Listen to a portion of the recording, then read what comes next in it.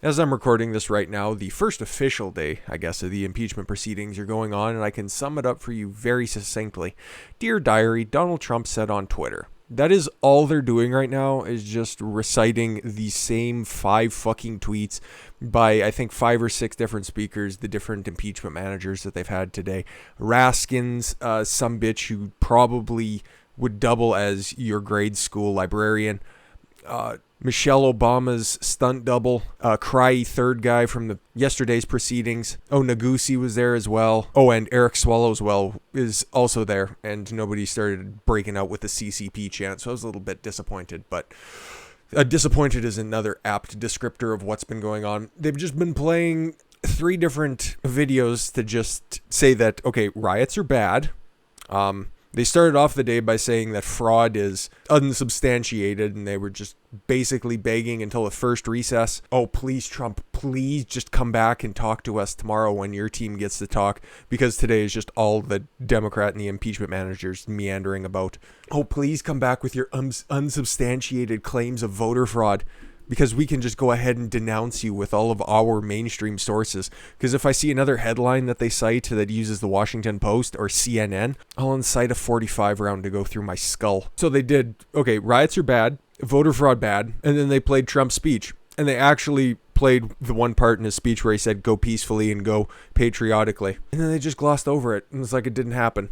It's shockingly bad. It makes Bruce Castor look coherent and succinct, which, you know what? Okay, I heard this reported just after I put up my video yesterday, third video of the day, and it's like, oh, okay, there was a last minute switch. It's like, that seems unsubstantiated, and I only seen that on CNN, so it's like, we're not going to run with this right now, but it's come straight from the horse's ass that Schoen was actually supposed to start the second half. He was going to go in with his exact same game plan. He was going to come in hot with a change of pace, and then Castor had an entirely different speech prepared, entirely different idea of things to put forth, hence why we got the rambling disaster that he put forth yesterday. He wanted to go ahead and diffuse the room because the emotions were so high, because that's literally the only thing that the Democrats did, and that's, I guess, what he felt was the best idea. I don't know why on earth he thought that a bunch of grown men crying on the other side of the aisle would somehow sway the mood of the room.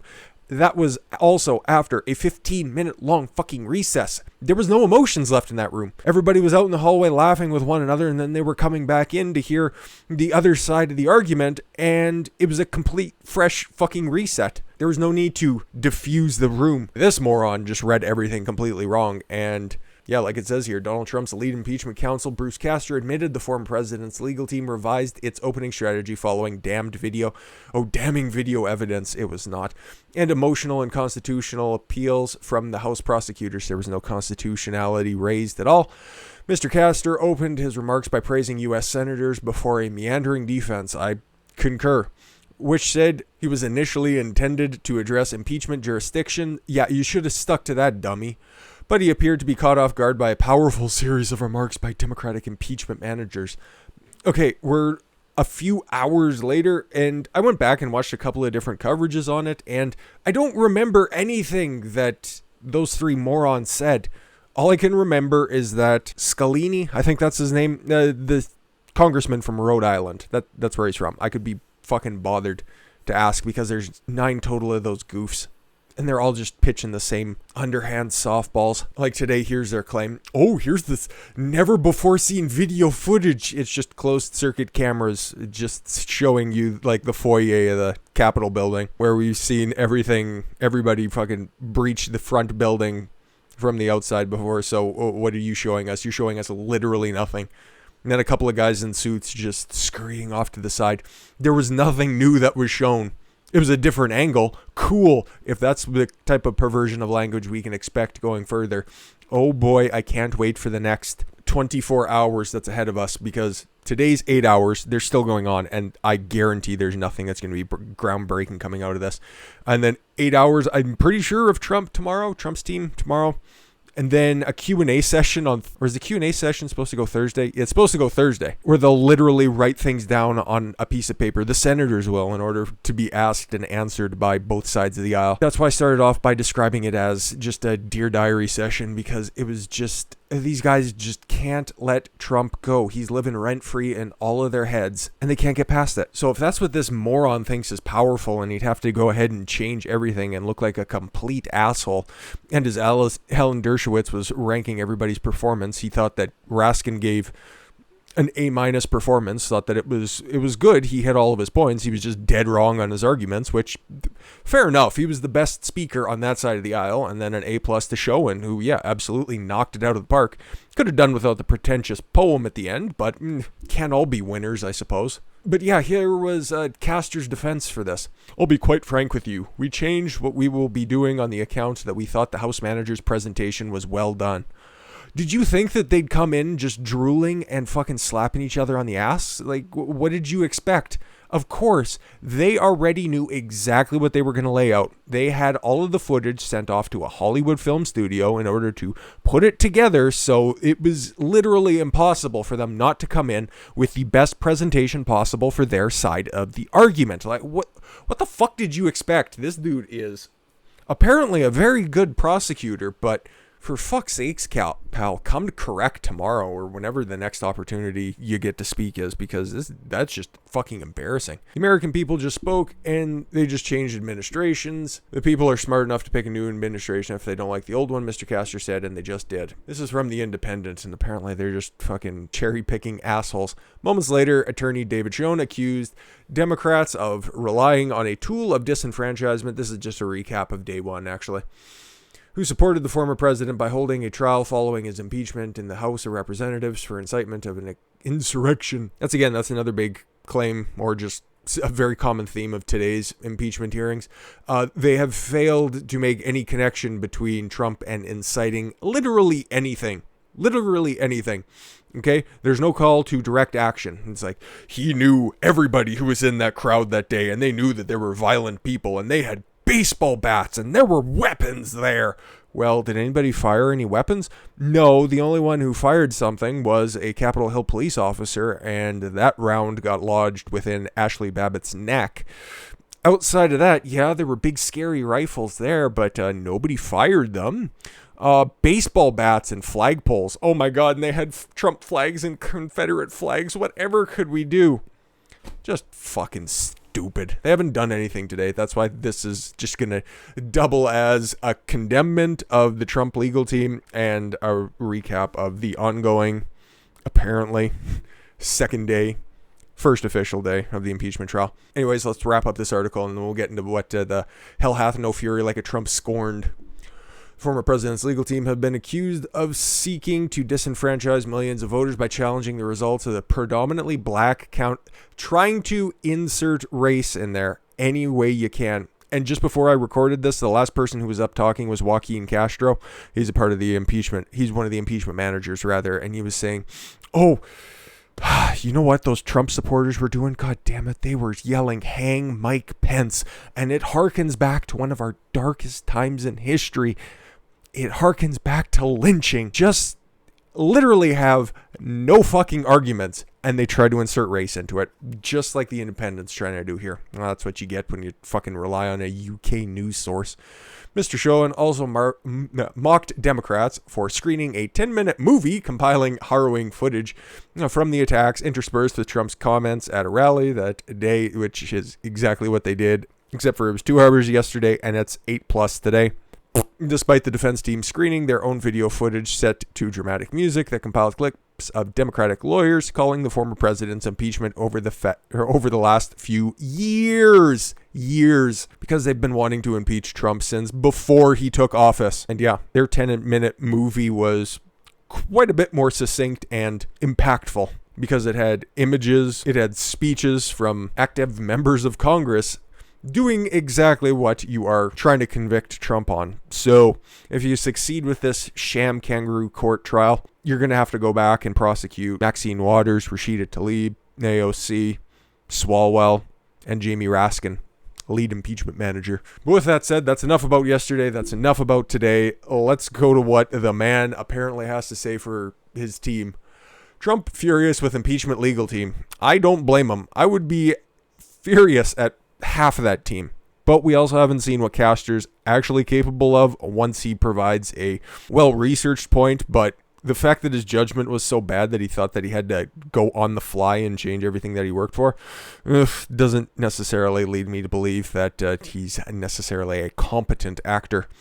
Former President Donald Trump is not pleased with the initial performance of his impeachment lawyers on Tuesday, according to reports. The New York Times reports Trump was furious as he watched lawyers Bruce Castor Jr. deliver his opening argument after the gripping visual and emotional performance put on by Democrats. It was definitely put on. Can't emphasize that enough. Citing people briefed on his reaction. On the scale of 1 to 10, Trump was an 8. Okay, so we have anonymous sources from the New York Times saying that Trump was mad. If you guys can go ahead and type any of those, then just pick 2 of the 3 different descriptors for Trump there, and then just put Trump at the end of it. You'll probably find 85 different New York Times articles. Political reports, Trump grew increasingly frustrated as the trial continued, citing people familiar with his thinking. Oh my God. It was probably one of their interns who used to scroll down Trump's Twitter feed and now has nothing to do with their life. What qualifies somebody as familiar with Trump's thinking? Well, once again, this could be true. It could not be true. We're going to have to see. I cannot believe for a moment that if Trump wasn't watching this, and I'm sure he was kept abreast of the situation throughout the day, that he could have been happy with what Castor did. At one point during the trial, Castor praised the presentation of the Democrats. Yeah, it's just fucking stupid, trying to butter everybody up. At another point, he argued voters were smart enough to vote Trump out of office and did not need Congress to impeach the former president. Yes, he was very bad, and so bad, in fact, that Bill Cassidy from Louisiana joined 5 other Republicans. You know the rest, but yeah, he was the one who hopped over. And I've seen this brought up, and this was a case that I also thought was, to be fair, very possible, okay? This dude's trying to ride the fence, Bill Cassidy here, from a deeply red state that has next to no inklings of turning blue anytime soon, that he understands that there's a civil war within the Republican Party.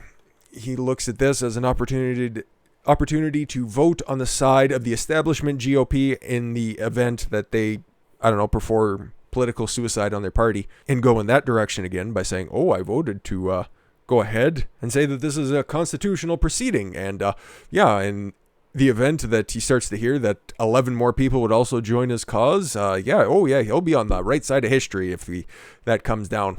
And then at the same time, if the Democrats continue this belabored pace that they're going on, not swaying anybody else, he can just immediately hop back into line and say, hey, I thought that the trial was constitutional. We have the right to hear any of this. But at the same time, they didn't provide any evidence that went forward and proved their point. So it's a hedge. It's a hedging. I think it's stupid and unnecessary, but they're going to need to sway at least 11 more people in order to make this worthwhile. So, yeah, and just a word from him. If you listen to it, it speaks for itself. Cassidy told reporters it was disorganized, random, and they talked about many things, but they did not talk about the issue at hand. Well, Castor didn't. Schoen did. Cassidy said if he was an impartial juror, he'd have to admit the Democrat House impeachment managers did a much better job. Overall, yeah, probably, but they didn't have an anchor around their neck like they did with Castor. Christ on ice.